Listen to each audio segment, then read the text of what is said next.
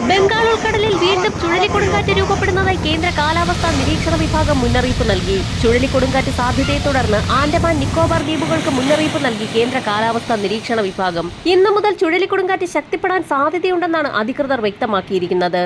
ഇതിനു പുറമെ ബംഗാൾ ഉൾക്കടലിൽ പുതിയ ന്യൂനമർദ്ദം രൂപപ്പെടുന്നതായും മുന്നറിയിപ്പിൽ വ്യക്തമാക്കിയിട്ടുണ്ട്. അടുത്ത 48 മണിക്കൂറിനുള്ളിൽ ഇത് വടക്കോട്ട് നീങ്ങുകയും തുടർന്ന് മ്യാൻമർ, ബംഗ്ലാദേശ് തീരങ്ങളിലൂടെ വടക്ക് പടിഞ്ഞാറ് ദിശയിലേക്ക് നീങ്ങാനും സാധ്യതയുണ്ടെന്ന് കാലാവസ്ഥാ വിഭാഗം അറിയിക്കുന്നു. വടക്കൻ കേരളത്തിൽ ഒറ്റപ്പെട്ടയിടങ്ങളിൽ ശക്തമായതോ നേരിയതോ ആയ മഴയ്ക്ക് സാധ്യതയുണ്ട്. ഇതിനു പുറമെ അറബിക്കടലിൽ കേരള തീരത്തിന് സമീപത്തായി പുതിയ ചക്രവാത ചുഴി രൂപപ്പെടുന്നതായി കാലാവസ്ഥാ നിരീക്ഷണ വിഭാഗം മുന്നറിയിപ്പ് നൽകിയിട്ടുണ്ട്. ഇതിന്റെ സ്വാധീനഫലമായി കേരളത്തിൽ ഇന്നു മുതൽ ഒറ്റപ്പെട്ടയിടങ്ങളിൽ ശക്തമായതോ നേരിയതോ ആയ മഴയ്ക്ക് സാധ്യതയുണ്ട്. വിവിധ ജില്ലകളിൽ കേന്ദ്ര കാലാവസ്ഥാ നിരീക്ഷണ വിഭാഗം യെല്ലോ അലർട്ട് അടക്കം പ്രഖ്യാപിച്ചു കഴിഞ്ഞു. ഇന്നു മുതൽ വീണ്ടും തുലാമഴ കനക്കുമെന്നാണ് മുന്നറിയിപ്പുകൾ വ്യക്തമാക്കുന്നത്.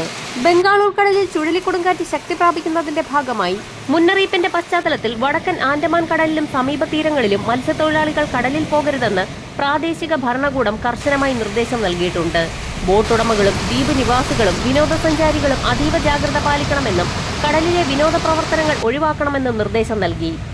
ഇതോടൊപ്പം തന്നെ തുലാമഴയെത്തിക്കുന്ന വടക്ക് കിഴക്കൻ കാറ്റ് കൂടുതൽ ശക്തി പ്രാപിക്കുന്നതായും മുന്നറിയിപ്പിൽ വ്യക്തമാക്കിയിട്ടുണ്ട്.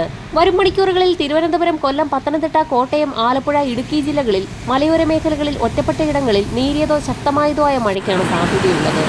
തീരദേശ മേഖലയിൽ ഉയർന്ന തിരമാലകൾ കാരണം കടലാക്രമണത്തിന് സാധ്യതയുള്ളതിനാൽ മത്സ്യത്തൊഴിലാളികളും തീരദേശവാസികളും ജാഗ്രത പുലർത്തണമെന്ന് മുന്നറിയിപ്പ് നൽകി. വരും മണിക്കൂറുകളിലെ കാലാവസ്ഥാ മുന്നറിയിപ്പുകൾക്കായി ചാനൽ സബ്സ്ക്രൈബ് ചെയ്യാൻ മറക്കാതിരിക്കുക.